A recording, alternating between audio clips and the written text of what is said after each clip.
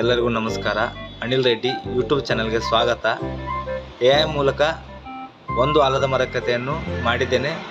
ಎಲ್ಲರೂ ತಪ್ಪದೆ ವೀಕ್ಷಿಸಿ. ಇಷ್ಟವಾದಲ್ಲಿ ಶೇರ್ ಮಾಡಿ, ಸಬ್ಸ್ಕ್ರೈಬ್ ಮಾಡಿ, ಲೈಕ್ ಮಾಡಿ. ಕಾಲ ಸುಮಾರು 70ರ ದಶಕದ್ದು. ವಿದ್ಯುತ್ ಎಲ್ಲ ಕಡೆ ಇರಲಿಲ್ಲ. ರಸ್ತೆಗಳು ಮಣ್ಣಿನಿಂದ ಕೂಡಿದ್ದವು. ಹಳ್ಳಿಯ ಮಧ್ಯದಲ್ಲೊಂದು ದೊಡ್ಡ ಆಲದ ಮರ. ಅದರ ಕೆಳಗೆ ಎಲ್ಲರ ಬದುಕು ನಡೆಯುತ್ತಿದ್ದಂತೆ. ಹಳ್ಳಿಯ ಹೆಸರು ಚಿಕ್ಕಮಲ್ಲಾಪುರ. ಸುಮಾರು 50 ಮನೆಗಳು, ಮಣ್ಣಿನ ಗೋಡೆಗಳು, ಕಡ್ಡಿಯ ಮನೆಮೇಲುಗಳು ಮತ್ತು ಬಾಳೆಯ ಎಲೆಗಳಿಂದ ಮಾಡಿದ ಚಾವಣಿಗಳು. ಬೆಳಿಗ್ಗೆ ಮೊಟ್ಟಮೊದಲಾಗಿ ಕೇಳಿಬರುವ ಶಬ್ದ ಹೆಣ್ಣಿನ ಕೂಗು ಮತ್ತು ತಕ್ಷಣವೇ ಮಡಿವಾಳನ ಟಕ್ ಟಕ್ ಶಬ್ದ. ಬೆಳಿಗ್ಗೆ 4 ಗಂಟೆ ಎಂದರೆ ಎಲ್ಲರೂ ಎದ್ದಿರುತ್ತಾರೆ. ಗಂಗಮ್ಮ ಅಜ್ಜಿ ಮೊದಲು ಎದ್ದು ಬಾಣಲೆಗೆ ನೀರು ಹಾಕಿ ಬೆಂಕಿ ಹಚ್ಚುತ್ತಾಳೆ. ಕಲ್ಲಿನ ಚುಲಿಯ ಹೊಗೆ ಎಲ್ಲೆಡೆ ಹಬ್ಬುತ್ತದೆ. ಕೋಗಿಲೆಯ ಕೋಗಿಲೆ, ಎತ್ತುಗಳ ಮೇಕೆ ಕೂಗು ಎಲ್ಲವೂ ಒಂದು ರೀತಿ ಸಂಗೀತ. ಪುರುಷರು ಹೊಲಕ್ಕೆ ಹೋಗಲು ಸಿದ್ಧರಾಗುತ್ತಾರೆ.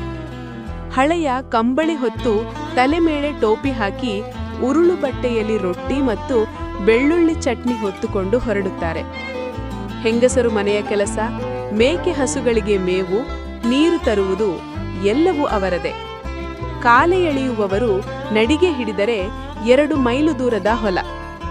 ಅಲ್ಲಿ ನದಿ ನೀರಿನಿಂದ ತೋಯುವ ಬೆಳೆಗಳು ಜೋಳ, ನವಣೆ, ತೊಗರಿ ಮತ್ತು ಎಳ್ಳು. ಮಳೆ ಬಂದಾಗ ಎಲ್ಲರೂ ಖುಷಿಯಿಂದ ಕುಣಿಯುತ್ತಾರೆ. ಹತ್ತಿರದ ಹಳ್ಳಿಯವರು ಸಹ ಕೈಜೋಡಿಸಿ ಕೆಲಸ ಮಾಡುತ್ತಾರೆ. ಒಂದೇ ದಿನ ನಮ್ಮದು, ನಾಳೆ ನಿಮ್ಮದು ಎಂಬ ಸಹಕಾರದ ಪದ್ಧತಿ. ಮಧ್ಯಾಹ್ನ ಎಲ್ಲರೂ ಮರದ ನೆರಳಲ್ಲಿ ಕೂತು ಊಟ. ಪ್ಲಾಸ್ಟಿಕ್ ಬಟ್ಟಲಿಲ್ಲ, ಬಾಳೆ ಎಲೆ. ಊಟದ ನಂತರ ಆಲದ ಮರದ ಕೆಳಗೆ ಚಿಕ್ಕ ನಿದ್ರೆ. ಸಂಜೆಯ ಹೊತ್ತಿಗೆ ಹೊಲದಿಂದ ಎಲ್ಲರೂ ಹಿಂದಿರುತ್ತಾರೆ. ಹಳ್ಳಿಯ ಹಾದಿಯಲ್ಲಿ ಧೂಳು ಮಬ್ಬಾಗಿ ಎದ್ದಿರುತ್ತದೆ. ಮಕ್ಕಳು ಓಡಾಡುತ್ತಾ ಎತ್ತುಗಳನ್ನು ಕರೆದೊಯ್ಯುತ್ತಾರೆ. ಮನೆಯ ಬಾಗಿಲಲ್ಲಿ ಗಂಗಮ್ಮ ಅಜ್ಜಿ ಮತ್ತೆ ಹೊತ್ತಿಗೆ ಊಟದ ತಯಾರಿ. ರಾಗಿ ಮುದ್ದೆ ಮತ್ತು ಸಾರು. ಹಳ್ಳಿ ಮಧ್ಯದಲ್ಲಿ ಆಲದ ಮರದ ಕೆಳಗೆ ಹಿರಿಯರು ಕೂತು ಕತೆ ಹೇಳುತ್ತಾರೆ. ಒಬ್ಬ ಹೇಳುತ್ತಾನೆ, ನಮ್ಮ ಕಾಲದಲ್ಲಿ ನದಿ ತುಂಬಿದರೆ ಊರು ಹಬ್ಬವಾಗಿತ್ತಪ್ಪ. ಮತ್ತೊಬ್ಬ ಹೇಳುತ್ತಾನೆ, ಆಗ ಎಷ್ಟು ಒಗ್ಗಟ್ಟಿತ್ತು ನೋಡಿ, ಯಾರ ಮನೆಗೆ ಹೋದರೂ ನೀರು ಕೊಡುವರು. ಮಕ್ಕಳು ಕಣ್ತುಂಬ ಕೇಳುತ್ತಾ ಇರುತ್ತಾರೆ. ಚಂದ್ರನ ಬೆಳಕಿನಲ್ಲಿ ಹಳ್ಳಿಯು ಬಿಳುಪಾದ ಬಟ್ಟೆಯಂತೆ ಹೊಳೆಯುತ್ತದೆ. ಒಂದು ರಾತ್ರಿ ಮಳೆ ಬಂದು ಹಳ್ಳಿಯ ನದಿಯು ತುಂಬಿತು. ಎಲ್ಲರೂ ಆತಂಕದಿಂದಿದ್ದರು. ಮನೆಗೆ ನೀರು ಬರುತ್ತಾ? ಆಗ ಎಲ್ಲರೂ ಒಟ್ಟಾಗಿ ಕೆಲಸ ಮಾಡಿ ಹಳ್ಳಿಯ ತೊರೆಗಳನ್ನು ತೆರವು ಮಾಡಿದರು.